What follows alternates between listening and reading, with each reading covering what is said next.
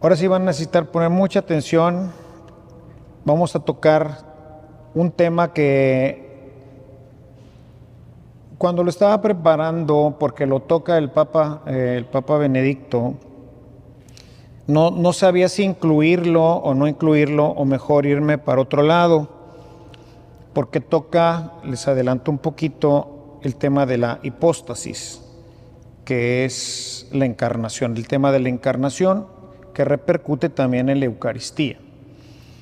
Entonces dije, lo voy a tocar porque creo que es importante saber qué pasa en la Eucaristía, que no lo voy a tratar con extensión, pero para que vean también toda la dificultad que vivió la Iglesia durante 4 siglos, hasta el 431, en que se llega ya definitivamente al dogma donde se dice que Jesús tiene 2 naturalezas, ¿verdad? Pero que es una sola persona, que es la persona del Verbo, y eso es la hipóstasis. Hoy hablaremos un poco de esto porque el Papa lo usa como un ejemplo para mostrar la relación que hay entre la fe y la esperanza.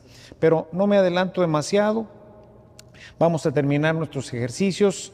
Yo le había puesto aquí dejando un banquete teológico, a lo mejor para algunos medio indigesto, pero bueno, como el primer día en que tratamos muchos temas y cosas con las que no estamos muy en relación, hoy a lo mejor está un poquito más elevado, sobre todo esta parte, porque vamos a tener que entrar un poquito en temas filosóficos para poder entender esto, pero creo que será de mucha bendición, más creo para los que vayan un poquito más adelantados en su camino espiritual.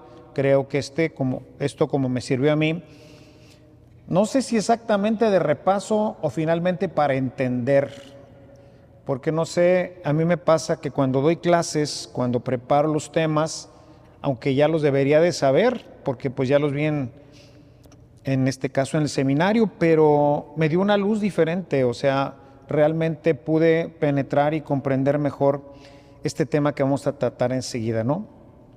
Y bueno, pues en esta sesión final invitamos a mi buen amigo Benedicto XVI, a quien verdaderamente he admirado siempre, porque, como les decía al principio, será llamado Benedicto el Grande.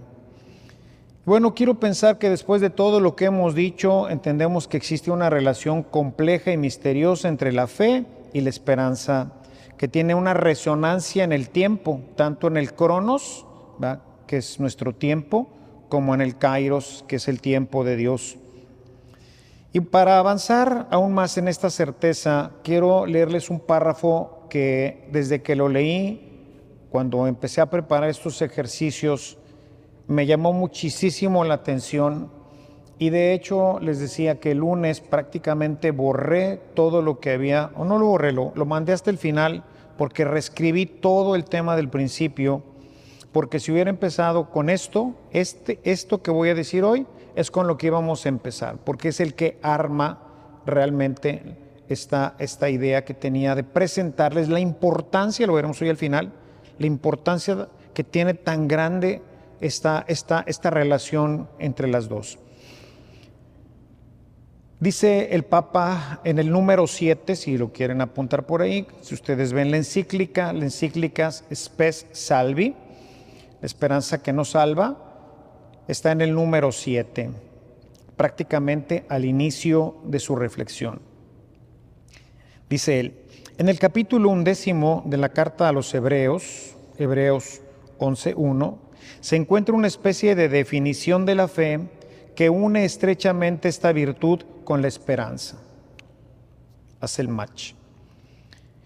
Y aquí es en donde se atora el asunto. La fe es hipóstasis de lo que se espera y prueba de lo que no se ve. Ya esa expresión ya habría que repasarla, tratar de ver cómo se ubica. Así cuando la lees de inmediato, no sé si los grandes teólogos así de golpe pudieran entenderla bien.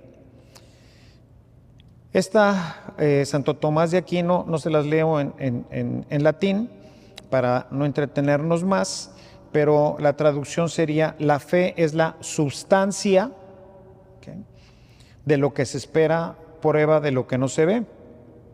Dice Santo Tomás, a propósito de este texto de Hebreos 11:1. Dice el Papa, y precisamente porque la realidad misma ya está presente, esta presencia de lo que vendrá genera también certeza. Esta realidad que ha de venir no es visible aún en el mundo externo, dice él, no aparece, pero debido a que como realidad inicial y dinámica la llevamos dentro de nosotros, nace ya ahora una cierta percepción de la misma. Si se fijan, no está fácil este texto, pero con la ayuda de Dios y un poco de paciencia, creo que podremos llevarnos una buena enseñanza del Santo Padre. Para poder entender esto que dice en este complejo párrafo que nos propone el Papa, permítame entrar, aunque sea superficialmente, en algunos términos filosóficos, sin los cuales pienso que no será posible adentrarnos más en el pensamiento del Papa. Y entonces iniciamos por definir hipóstasis. ¿Qué es la hipóstasis? Pone él, si se fijan, al centro de su discurso. La forma más simple, aunque esta no sea incluso la más sencilla, es analizar el ejemplo que seguramente está en la mente del Papa, que es la encarnación del Verbo. Y aunque nos pueda sonar un poco complicado, estoy seguro de que para muchos será de gran riqueza espiritual y nos ayudará a comprender mucho mejor quién y qué es Jesús. Que les digo, a la Iglesia le tardó casi 400 años poder definir con certeza qué era, ¿sí? ¿Qué era y quién era realmente Jesús? A nosotros se nos da ya todo muy planchadito porque en el catecismo nos lo han planchado ya bastante bien. Y entonces sabemos unos pedacitos, prácticamente aquellos que tienen que ver con cosas muy elementales de nuestra fe. Jesús es el Hijo de Dios. Nosotros lo aceptamos por la fe, nosotros lo hemos leído en el catecismo. Es una cosa que para nosotros es normal, como la virginidad de María y como tantas otras cosas que nosotros aprendimos, creemos, sabemos y que en un momento dado defendemos a capa y espada. Yo me acuerdo que cuando era más joven, antes de entrar al seminario, yo defendí a capa y espada la virginidad de María desde el punto de vista de que ella cuando era pequeña había hecho una promesa de castidad. Y por eso, pues la frase que sostenía antiguamente, porque ya no la sostiene nada, lo que sostenía la virginidad perpetua de María, sobre todo después del parto, que es la parte más difícil, pues era aquella que dice que ¿cómo será esto si no conozco varón? Y entonces ahí se apuntaba esta idea de que María había sido, desde pequeña había deseado mantenerse en este estado de virginidad, de castidad. Esto está totalmente ya derribado, destruido, no tiene ya cómo sostenerlo. Entonces cuando yo empecé a hacer mi tesis doctoral precisamente es buscar un apoyo bíblico para poder sostener el dogma, ¿verdad? Y lo encontré en Mateo 18. Porque la única vez que Jesús habla sobre la virginidad, ¿sí? Habla sobre los eunucos, está en ese capítulo. Y cuando yo empiezo a leer todo esto, créanme, cuando yo me fui a estudiar primero a Roma, el obispo me dijo, padres, porque estábamos varios ahí, que íbamos a Roma, nos dijo, Roma está llena de fe, porque todos los que van allá la pierden y la dejan allá. Entonces yo prefiero un cura tonto que un sabio pagano. Entonces si ven que es mucho lo que les pide la teología, regrésense.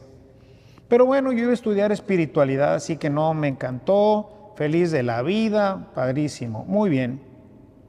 De ahí pasé a estudiar el doctorado en Mariología.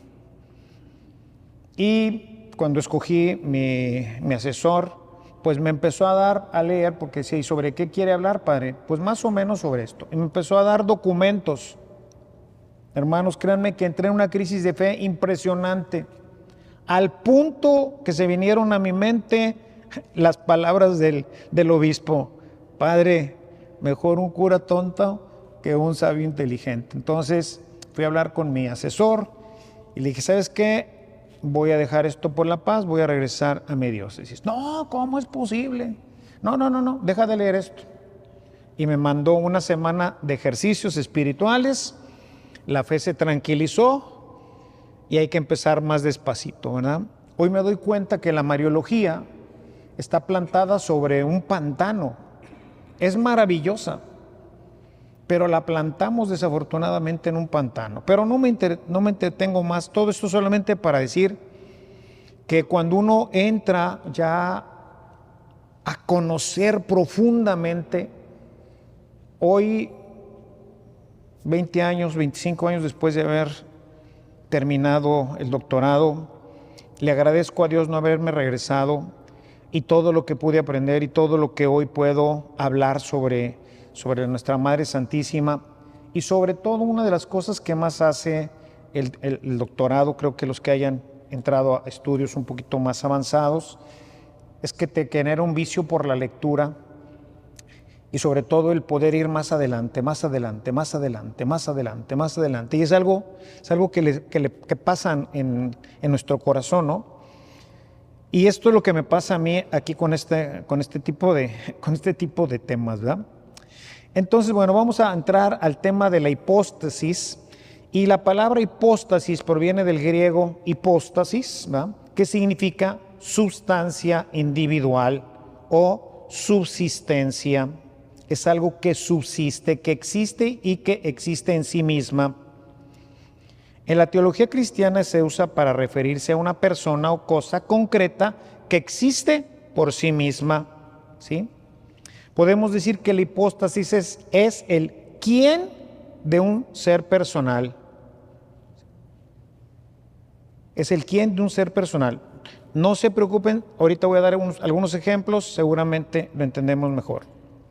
Quizás sea más fácil entenderlo si lo vemos en algo concreto, aunque en sí mismo sea misterioso, como es la Santísima Trinidad, pero pienso que con este ejemplo podremos avanzar un poco más en qué es esta hipóstasis.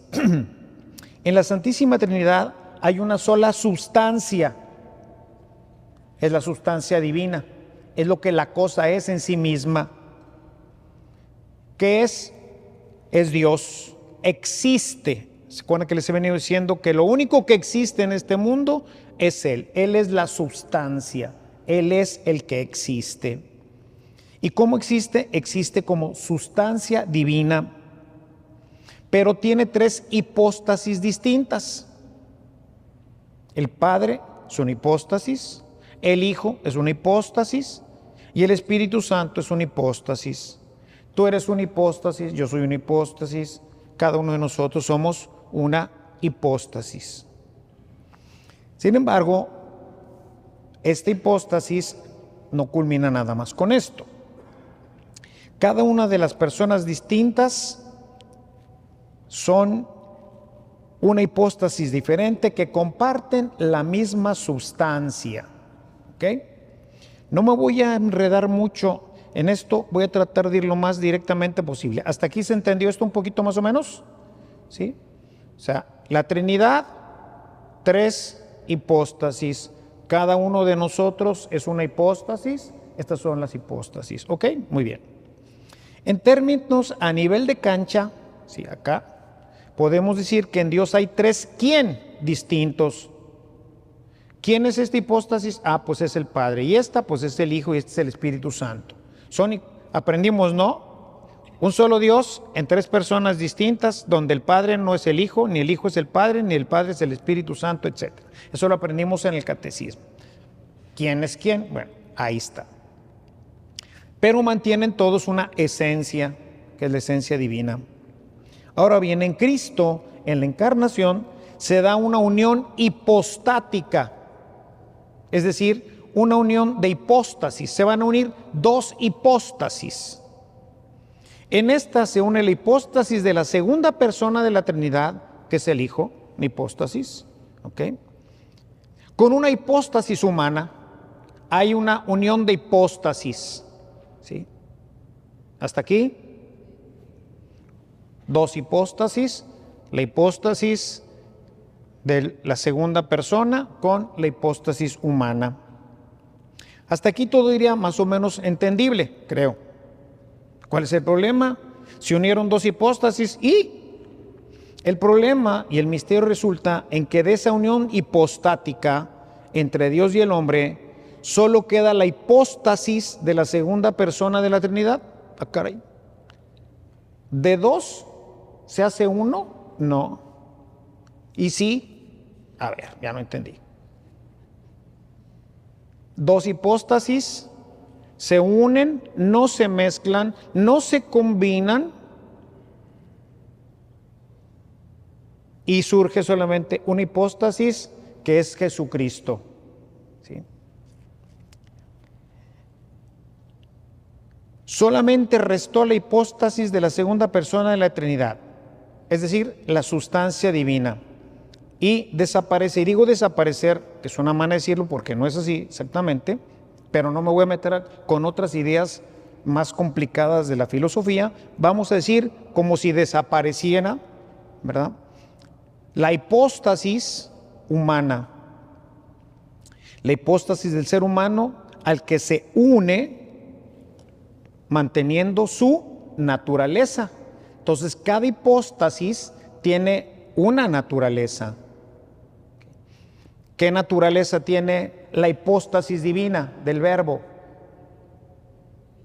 De Dios, ¿sí? ¿Y qué naturaleza tenemos nosotros? Humana. Entonces, se forma una sola hipóstasis. Esa hipóstasis es la del Verbo, ¿sí?, pero está unida a otra hipóstasis, que es la humana, en la cual las dos naturalezas permanecen, pero en una sola hipóstasis. Es decir, el único ser que existe en toda la creación creada es la de el Verbo. Él es el único que tiene dos naturalezas en una hipóstasis. Cada uno de nosotros somos una hipóstasis con naturaleza humana. El Padre es una hipóstasis con naturaleza divina. El Espíritu Santo es una hipóstasis con naturaleza. Jesús es una hipóstasis.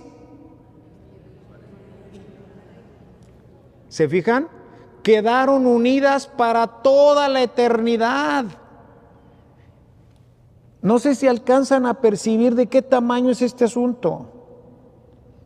¿Se acuerdan que les decía que la encarnación no es un accidente, no es un parche? Chihuahua, me salió mal, ya la regaron, ¿y ahora cómo le hago? Ya no me va a salir esto. Entonces voy a mandar a mi hijo para que lo repare. ¿Se acuerdan que les decía? No, hermanos. Dios desde toda su eternidad pensó en la hipóstasis.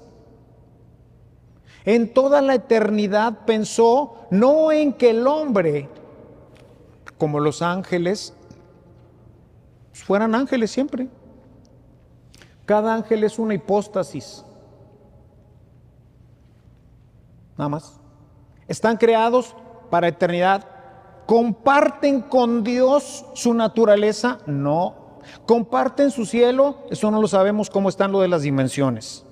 Pero no comparten su naturaleza. Hermanos, dice San Agustín, Dios se hizo hombre para que el hombre pudiera ser Dios. Por eso, en el Apocalipsis, como lo decíamos el día de ayer, nos van a entregar una corona, y por eso dice, reinaremos con él, dice el Apocalipsis, porque vamos a compartir. Esto es impensable, es increíble, es único. Como Dios, el eterno, el que es, el que existe, quiso compartir contigo y conmigo su esencia.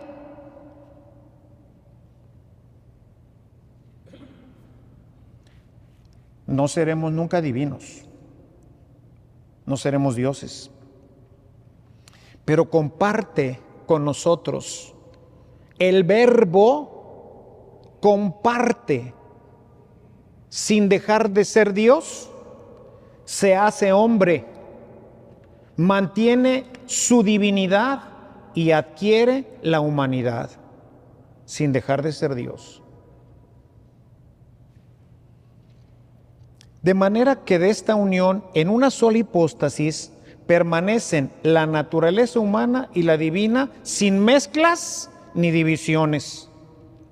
¿Sí?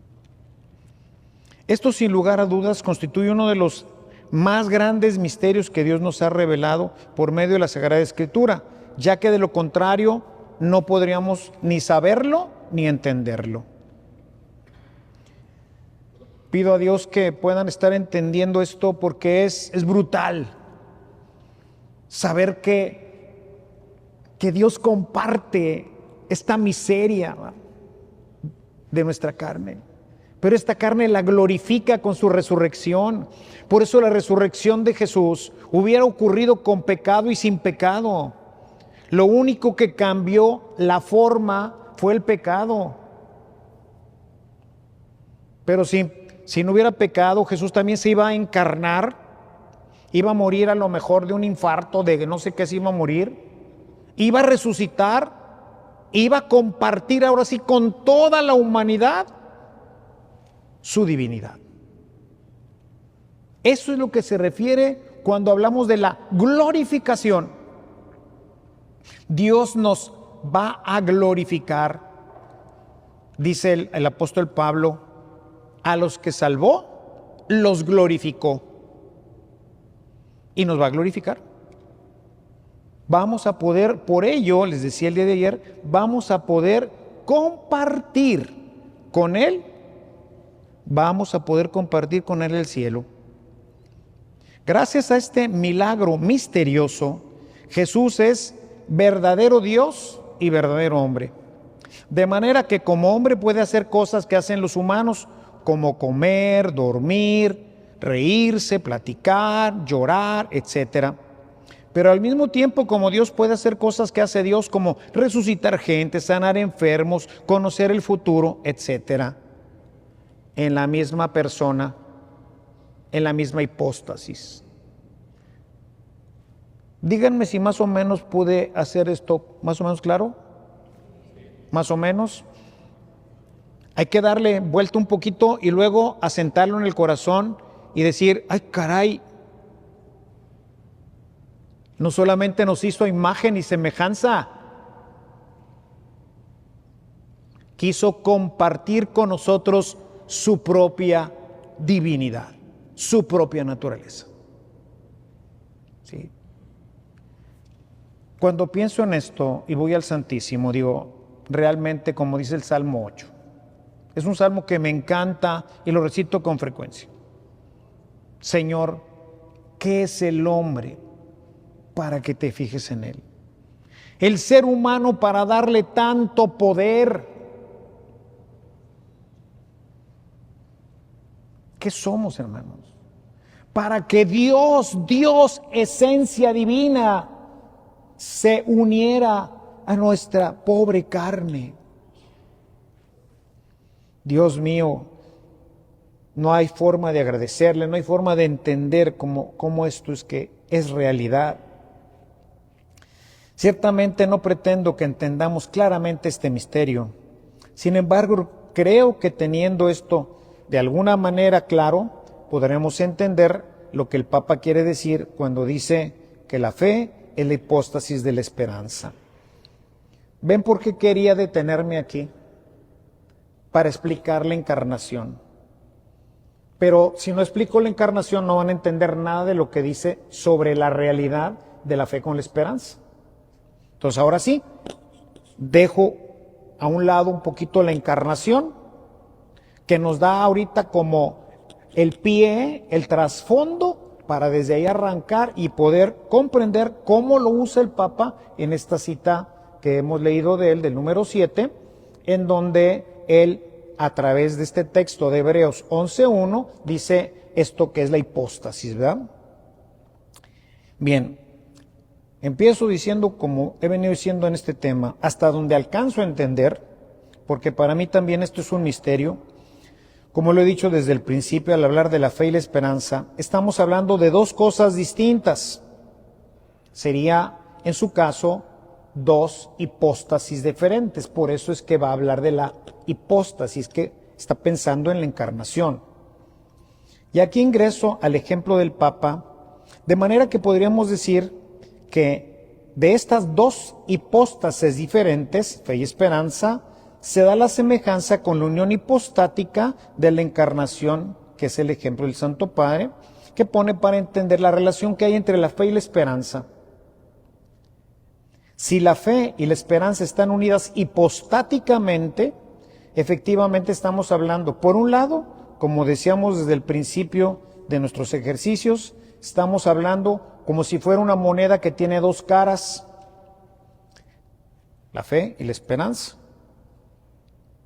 Sin embargo, el ejemplo de la unión hipostática nos permite ver ahí una unión dinámica y no estática como sería la de la moneda, puesto que la fe dinamiza la esperanza, ya que si ésta ya está contenida en la fe por la unidad hipostática, ¿sí? Esto me regreso tantito.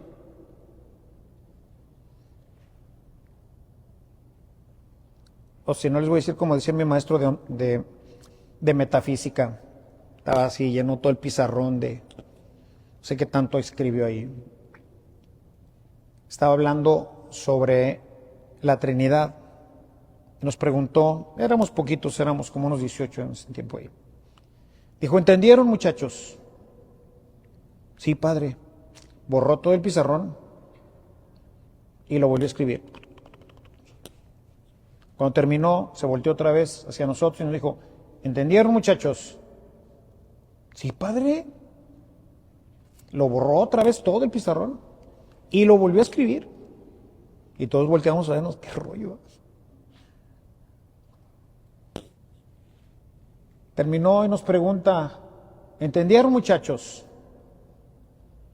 Y alguien dijo, no, padre. Ay, gracias a Dios. Porque si no estoy cometiendo una herejía porque no lo pueden entender. Yo tampoco lo entiendo, pero así es. El padre Quique, de feliz memoria, que Dios tenga ya en su gloria, un gran hombre, un gran maestro. Ahí entendimos que hay cosas que vamos a saber, pero no vamos a entender.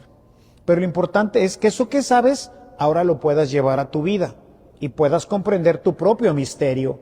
Por ejemplo, lo que les decía ahorita. O sea, ahora imagínense que Jesús une su naturaleza con la nuestra para compartirla con la humanidad, para hacerse humano como nosotros, y por el bautismo compartirla.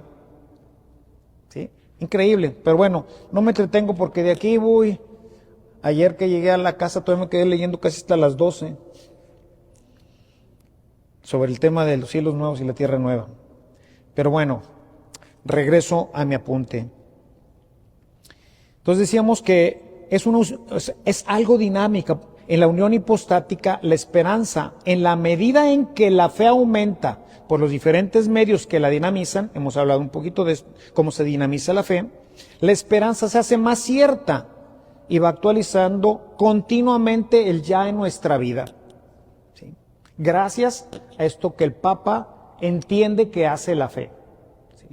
O sea, la fe y la esperanza unidas hipostáticamente en la medida, dice, para seguirlo entendiendo en la encarnación. Dice el texto de Mateo en el capítulo 2, al final del capítulo 2. Dice, y Jesús crecía en sabiduría y gracia delante de Dios y de los hombres. Okay. O sea, la unión hipostática está compartiendo continuamente uno con el otro. No es que la naturaleza divina, que es eterna y grandota, pues ya estaba ahí. No. Jesús cuando nació, ¿qué creen que dijo? Oye, mamá, ya vine al mundo. Oye, mamá, ya tienes que venir a cambiarme el pañal. Lloraba como todos los niños. para decirle que estaba ahí todo con el pañal sucio. Luego aprendió a hablar, luego aprendió a comer, aprendió todo. ¿Por qué? Porque estaba en una naturaleza que no sabe nada, compartiéndola con la que lo sabe todo. Pero poco a poco su naturaleza divina le fue compartiendo, en la medida en que ésta tenía capacidad, le fue compartiendo.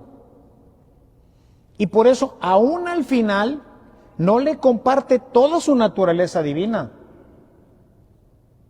Porque si no, si hubiera sabido cuándo era el fin del mundo. Le preguntaron, ¿se acuerdan? ¿Y cuándo será esto? Dice, nadie lo sabe, solo el Padre. ¿Por qué? Porque va creciendo, pero pues la naturaleza humana, ¡poc! Ya ahí ya no da más, ¿verdad? Esta daría mucho más, pero esta aquí se nivela y les comparte todo lo que ésta puede recibir. Y por eso dice, y sabía lo que pensaban, y sabía esto, porque ese hombre, como Dios, podía saber eso, pero no era totalmente Dios. O bueno, Señor, perdóname si digo algo chueco, pero siempre es Dios y es hombre, pero tratando de decir que su naturaleza divina se comparte, o sea, no se mezcla, decíamos, ¿no? Pero se va actualizando, se va actualizando. Bueno, esta es la idea que tiene el Papa cuando escribe esto. Yo cuando leí este párrafo dije, ¿qué es esto? Solamente a Ratzinger se le puede ocurrir esto. Y vean cuánta luz nos da. O sea, cómo verdaderamente la fe se actualiza, se actualiza, se actualiza. ¿Y qué pasa con la esperanza? Cada vez se hace más cierta. Cada vez creo con mayor intensidad. Y sobre todo los efectos de los que hablábamos ayer, la justicia, la paz, el gozo, el amor, se va acrecentando continuamente por el efecto de la fe. De ese dinamismo hipostático con la esperanza. Si ahora este misterio que existe entre la fe y la esperanza, producto de una intervención divina, agregamos los demás elementos de que hemos venido hablando, es decir, la palabra, la predicación de la palabra, la acción del Espíritu Santo, y nos hacemos conscientes de que todo esto está ocurriendo en el alma de cada uno de nosotros, ¿sí? De que crece en nosotros, se desarrolla y se manifiesta ahí en el alma, y desde ahí a todo nuestro ser, y por ende, desde nuestro ser a todo nuestro entorno. Con esto podemos validar las herramientas que hacen que este ADN espiritual se haga presente y se convierta en nosotros realmente en una fuerza capaz de transformar no solamente nuestra persona para convertir al hombre nuevo, sino a toda la sociedad. Ese grupito que tenían el ADN perfectamente puro, los apóstoles, las primeras generaciones que llamamos los padres de la iglesia, en 400 siglos convirtieron al imperio. Convirtieron a todo el imperio, que era, hoy nos sorprendemos de los crímenes y de todo esto, hermanos, era no sé si igual o peor del imperio romano, era terrible. De aquí nace entonces la necesidad de que el alma, esa parte espiritual en donde reside el ADN espiritual, se vea continua y adecuadamente iluminada y nutrida por una vida espiritual que asegure el crecimiento de todo aquello que hace posible que los elementos que constituyen este ADN, palabra, fe, Espíritu Santo y esperanza, ¿sí? Porque estoy sacando el bautismo que ocurre solamente una vez y es en donde viene el Espíritu Santo, ¿se acuerdan que lo comentamos hace 2 días? Esta palabra, fe, Espíritu Santo y esperanza trabajan entre sí y cada una se complementa y de maneras distintas y adecuadas cada una se nutre, de tal manera que la palabra, decíamos, va desarrollando la fe, pero al mismo tiempo el Espíritu Santo la impulsa, la incrementa, y como estos tres trabajan a favor de la esperanza se hace cada vez más cierta, cada vez hasta, como lo decíamos en estos días, es tan presente dice el canto, que hasta lo puedo tocar. ¿Sí? Esas dos dimensiones se empiezan a juntar, a juntar, a juntar, a juntar, a juntar, a juntar. Nunca se van a juntar completamente, hasta la muerte. Entonces pasaremos a la nueva dimensión. Pero es tan cercana para algunos, los místicos, y otros aunque no místicos. O sea, es tan cercana para los santos que casi están ya en el cielo. Quiero por ello terminar invitándolos a exponerse continuamente a la palabra de Dios mediante la lectura y la meditación constante de esta herramienta fundamental que alimenta y vivifica la fe. O sea, necesitamos nutrir a esta serie de elementos que conforman el ADN espiritual de nuestra vida, con una vida que se exponga continuamente a la palabra. Desde el principio hablaba de esta ausencia de la palabra de Dios, particularmente entre nosotros. Para mí, el tema del doctorado, sí, siempre he sido desde pequeño, de joven, siempre tuve un amor grande por nuestra Madre Santísima. Mi maestro, uno de los, que creo que será uno de los grandes teólogos marianos en el mundo,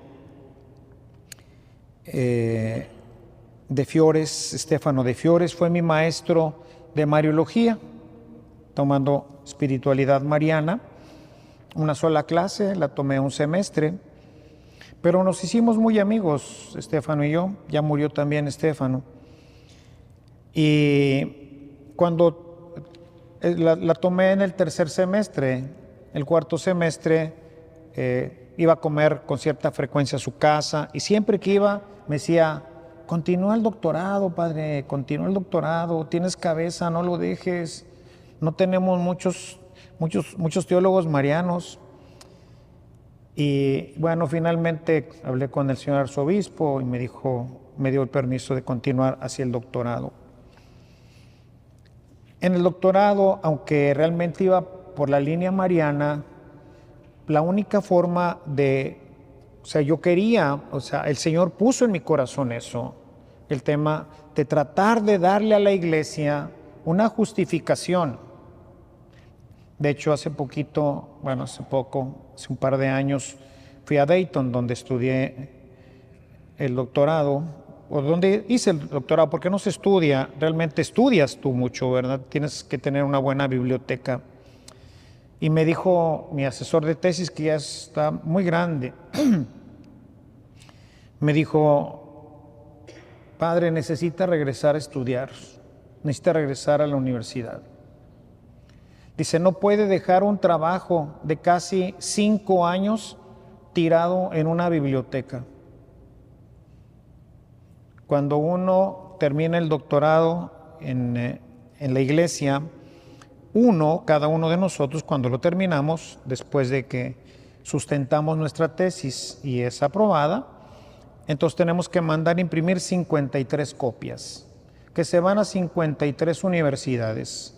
En cada una de las universidades que tienen, que se pueden considerar asociadas a la iglesia, en cada una hay una tesis de todos los que hemos hecho doctorado, de todos los doctorados que se hayan hecho. ¿Ustedes saben cuándo alguien va a ir a ver mi tesis? Les voy a decir cuándo. Lo que me dijo, así me dijo mi asesor: nunca.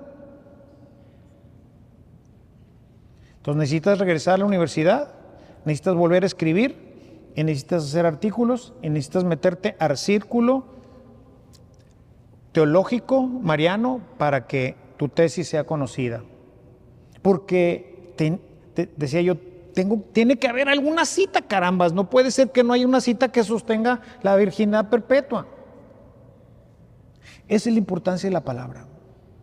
En mi doctorado, Gracias a Dios que el que era mi párroco allá no en Roma, en una ciudad pequeña que está cerquita donde realmente pues casi viví. Un gran amigo mío también, un excelente biblista, doctor en Biblia. Gracias a él logré encontrar por dónde caminar. Y el camino de la Biblia, hermanos, es verdaderamente, créanme lo que es fascinante. Es fascinante porque es acercarte al misterio de Dios. Es conocerlo de cerquita. Y entre más avanzas, particularmente en lo que se ha desarrollado hoy como la teología bíblica, hermanos, es maravilloso porque en la teología bíblica se nos invita a asumir la Biblia, no a conocerla simplemente, sino a asumirla. Cuando no asumimos las cosas, como por ejemplo esto que les di hace un ratito, es una clase de filosofía, pero una clase de filosofía que toca directamente el misterio central de nuestra fe, que es la encarnación del Verbo, pero es filosófica. Y si no lo hubiera entendido, hoy no se las hubiera podido explicar. Y no hubiéramos comprendido hoy todos esta maravilla que Dios hizo de unir su naturaleza con la nuestra para compartirla eternamente. El Verbo, antes de la encarnación, no tenía carne, no era humano, era solamente Dios, era solo naturaleza divina. Después de la encarnación y para toda la eternidad, el Verbo es hombre Dios. No lo puedo entender, pero es verdaderamente maravilloso. Por otro lado, mantener una relación estrecha y cercana con la fuente del amor, que es Dios mismo, para que, alimentados a través de la oración, se vaya desarrollando en nosotros una esperanza en la cual crezca continuamente la confianza total en Dios y que nos haga entender que a pesar de todas las vicisitudes de la vida, su paz, su alegría y su gozo permanecerán inalterables en nosotros. ¿Qué va a pasar en una guerra? Pues, va a pasar lo que tenga que pasar. ¿Y qué vamos a hacer nosotros? Mantenernos tranquilos, con fe, cada quien haciendo lo que en ese momento tenga y pueda hacer. Por mí, por otros. Dios irá suscitando en el corazón de cada uno lo que necesite en ese momento. Pobres de aquellos que no tienen fe. Pobres de aquellos que no han conocido la esperanza que nos espera. Pobres de aquellos en los que la esperanza la están esperando hasta el final, cuando son gente que han seguido falsos mesianismos. Y al finalmente, ¿qué queda? Aquí en México hemos vivido un mesianismo falso. ¿Y qué queda? Cuando se acaben todos los fondos con los que toda esa gente ha venerado al falso Mesías, cuando ya no tengan para darle lo que les dan ahorita, ¿cuál es su esperanza? La esperanza es que cada mes te llegue un chequecito. Qué bueno, qué maravilloso. ¿Y eso es para siempre? Cuando ponemos, y eso por mencionar algo que para todos ustedes creo que es conocido, pero ¿cuántos mesianismos falsos en tantas áreas de nuestra vida, en las que venimos siguiendo una esperanza que cuando crees haberla encontrado, ya no existe? Cuando crees haber llegado a la tierra prometida, te das cuenta que tienes que seguirla trabajando y que tienes que seguir guerreando. Y los pobres hermanos judíos siguen todavía luchando por quedarse en esa tierra. Y ahí van, ya ahí vienen, ya ahí van, ya ahí vienen. Y siguen esperando al Mesías.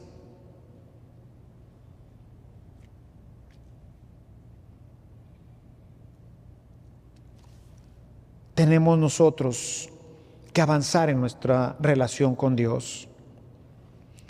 Es el tiempo de la fe. Es el tiempo de la oración. Es el tiempo, como veremos ahorita también, de todas las herramientas que son necesarias para poder sostener la esperanza. Esta esperanza dinámica que va empujando continuamente hacia una esperanza definitiva que no tiene nada que ver con nuestro cronos. Lo supera completamente. Esperar algo aquí en la tierra, hermanos, y creer que eso es lo que vale la pena, lo que valía la pena todas nuestras batallas. Qué pena, pero no es así. En eso, el otro día meditando sobre esta cosa, estos aspectos, esta cosa, no sé, nuestros aspectos, pensaba yo, como siempre se ha dicho que el sacerdote es un signo. Y cuando pienso en este tema de la esperanza, pues yo qué espero. Ciertamente aún en el sacerdocio, pues hay quienes esperan ser obispos. Otros ya ahorita con todo el bamboleo que traen ahorita ya de la salud del Papa, pues ya anda el cabildeo de quienes están aspirando al papado. Hermanos, cuánta vaciedad, cuánta vaciedad. Aspirar a las cosas del mundo. Y cuando las tienes, ¿va? Y luego, estos millonarios, hipermillonarios, Bill Gates y compañía, Musk y compañía, ¿y para qué quieres los miles de millones de dólares? ¿Eso te hace mejor persona? ¿Eso te hace feliz? ¿Qué te da? Todo es pasajero, todo es completamente transitorio. Al mismo tiempo, para que el ADN se mantenga activo y siga creciendo el hombre en sabiduría y en gracia delante de Dios y de los hombres, es necesario no olvidar fortalecer nuestra voluntad para que ésta esté siempre lo suficientemente fuerte para que sea la fe la que dirija e ilumine la esperanza y haga que nuestros pasos se dirijan hacia allá, nuestra mente, nuestras acciones. Recuerden lo que nos dice San Pablo en su carta a los Romanos en el capítulo 7. En palabras del Padre Ernesto, tiramos pa'l monte, hago lo que no quiero y eso que quiero hacer no da. Romanos 7, 14 y siguientes. Entonces necesitamos tener una voluntad que le permita a Dios jalar las riendas para que la fe sea la que dirija y no la voluntad, que la voluntad se alinee, porque la voluntad, si le ganan nuestras pasiones, estamos perdidos. Mi esperanza es tener 10,000 millones de dólares, ya le ganó. La avaricia ya le ganó a la fe. Al menos en esta tierra, difícilmente conocerá el reino. Entonces tenemos que estar fuertes para que la fe siempre sea la que guíe a la voluntad y no las pasiones. Porque si no, la esperanza nunca se alcanza. Siempre es una esperanza vana. La gente hoy no ayuna. La gente hoy no se mortifica. La gente no sacrifica su carne para que la carne no nos venza. Dice San Pablo escribiendo a los Corintios, dice, yo golpeo mi carne y la someto. La someto, dice, no vaya a ser que habiendo yo predicado me condene, porque él también se siente igual, siente que es un pecador y que nos jala, todos sentimos que nos jala el pecado.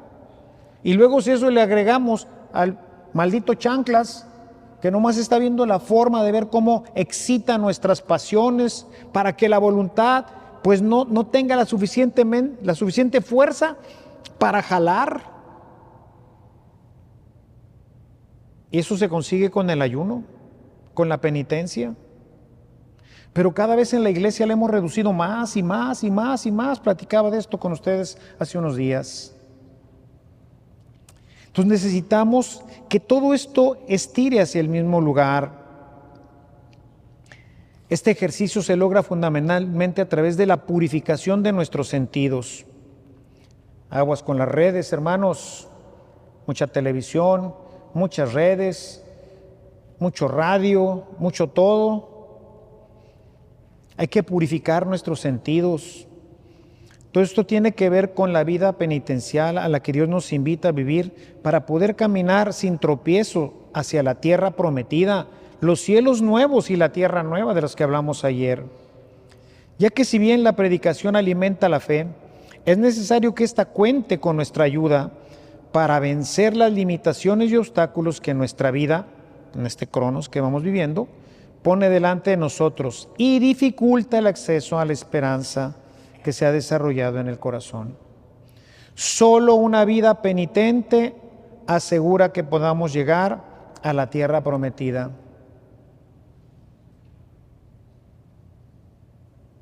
Solo una vida penitente asegura que podamos llegar a la tierra prometida. Si no dominamos nuestra voluntad en una naturaleza caída, será difícil que llegue a la meta de la fe que la palabra le propone. Ayer leíamos capítulo 4 de la segunda carta de San Pablo a Timoteo. He llegado a la meta. ¡Qué bueno! Todos vamos a llegar un día. Pero dice, he guardado la fe. Ay, Carlitos. He dado la buena batalla. Ay, Carlitos. ¿Y tú ya sabes manejar la espada? ¿El escudo? En la carta a los Gálatas, ojalá y pudieran leer el capítulo 6, las armas del espíritu, la armadura espiritual, la espada de la palabra, el escudo de la fe. ¿Ya lo sabes usar? ¿Ya te entrenaste? De joven, mi primer forro para la Biblia tenía una espada en la portada de ese hulepiel o como se llama, ¿no? Pero tenía una espada que la tuve muchísimo tiempo, fue de mi primer Biblia. Hay que saber usar todo eso, hermanos. Estamos en una batalla, es una batalla espiritual. Lean ese texto de Gálatas, léanse todo Gálatas, ¿verdad? Porque es una carta que escribe a una comunidad que está muy visitada por los que estaban buscando que se convirtieran, que fueran cristianos judíos. O sea, que hubiera una mezcla ahí que no iba a progresar. Entonces vale la pena porque nosotros nos vemos hoy agazapados con un montonal de información que nos llega entre redes, falsas religiones, otras religiones, etcétera, ¿no? Creo que no sería necesario, después de todo lo que he dicho sobre el impacto que tiene la palabra de Dios en el desarrollo de nuestra vida espiritual, particularmente como alimento de la fe y luz de nuestro camino hacia la tierra prometida, hablar de la necesidad que tenemos de mantener una lectura continua de la palabra. Creo que sería ya ocioso haber preparado un pequeño temita sobre el tema de la palabra, ¿no? Básteme solamente decirles, hermanos, en la medida de lo posible, conozcan la palabra. Allí en Evangelización Activa tenemos un curso de 4 años para poder conocer la palabra. Una parte la doy yo y otra parte la dan mis discípulos. En el primer año vemos un overview de toda la Biblia. Se llama El Pueblo de Dios. ¿Dónde nace? Pues nace en el Génesis.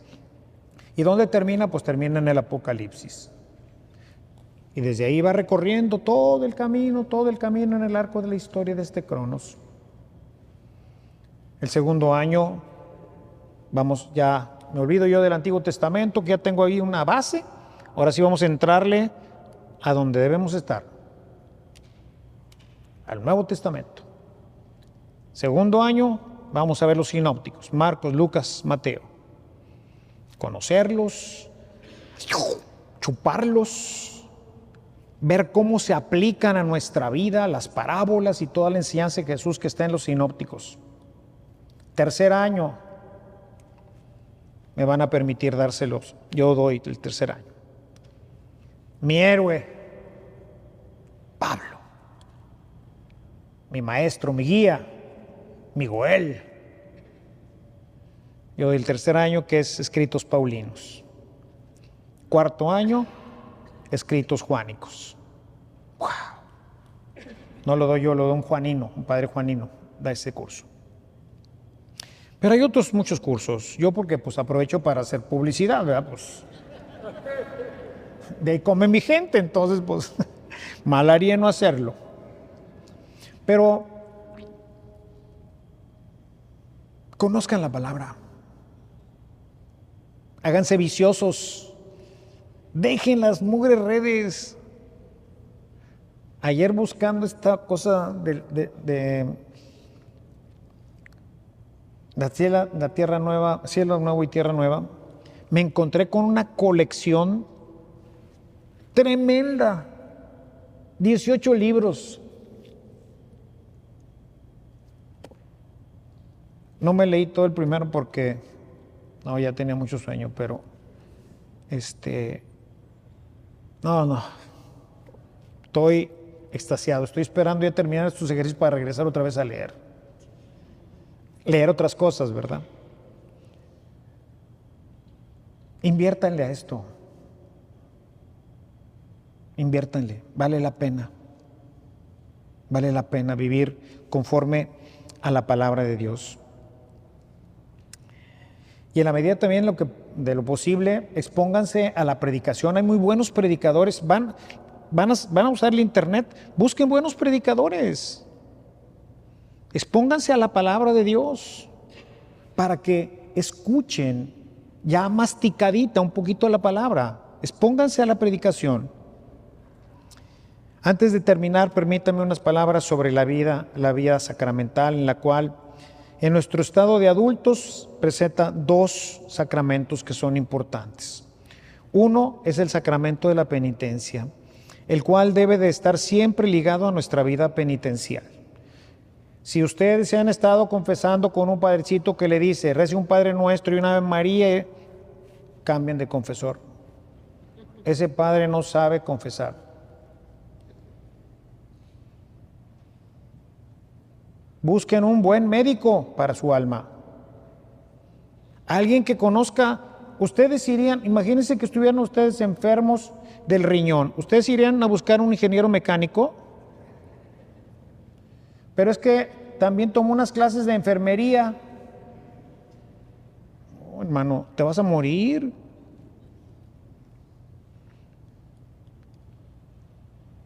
O vas con un padrecito que te dice,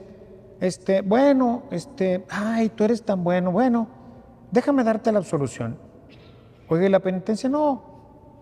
De penitencia ofrece tu vida. Ofrece tu comunión.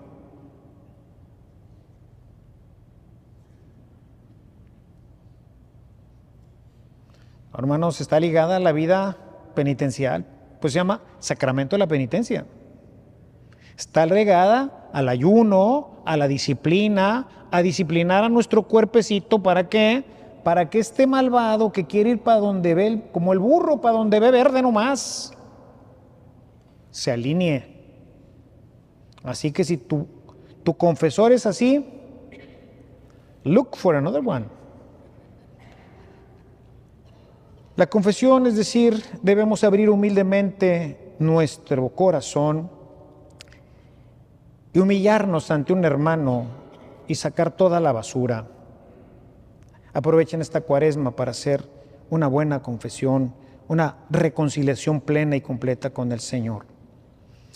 Finalmente, buscar la Eucaristía frecuente para que, como lo prometió Jesús, ésta se convierta en alimento del ADN. Hermanos, hemos llegado al final.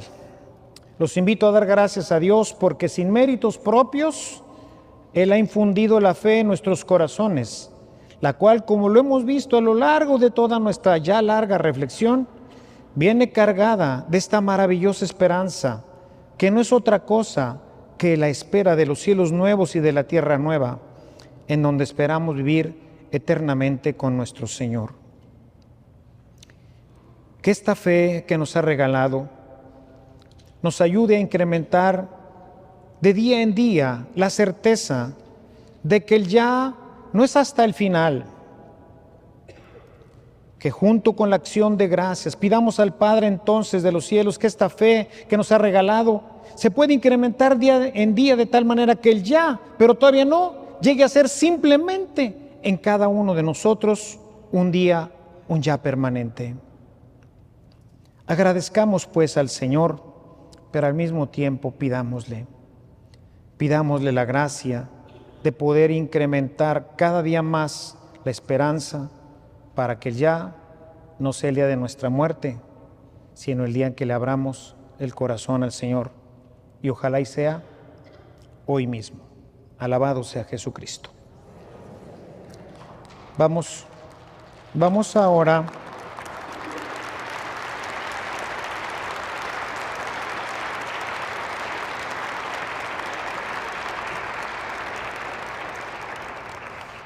un bonito aplauso para nuestro Señor. Él es el que ha obrado en mí. Hoy espero que en ustedes también, porque ahora sí que nos metimos en terrenos un poco complicados. Vamos a terminar con la bendición papal, para recibir la bendición papal y con ello pues ganar el año santo, ganar la indulgencia plenaria con las condiciones ordinarias, especialmente el artículo primero, total, pleno arrepentimiento de todos nuestros pecados, de toda nuestra vida y sobre todo detestar hasta los pecados veniales. Un propósito verdadero de santidad. Voy para acá, pues empiézale para allá, compadre, a tomar la firme y total decisión como lo hizo Jesús, de ir a la cruz. Que así también nosotros lo podamos hacer. Déjenme traer la estola y el Cristo.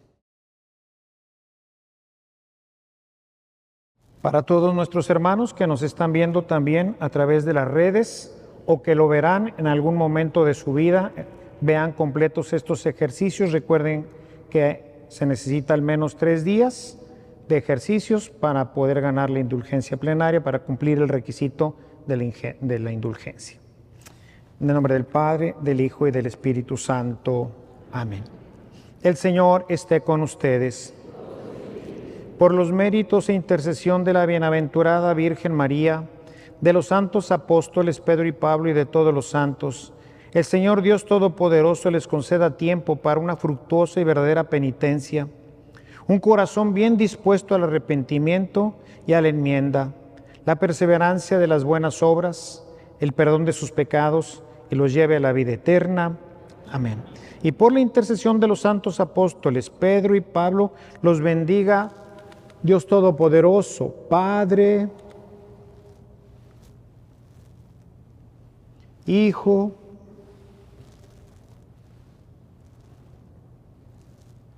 y Espíritu Santo.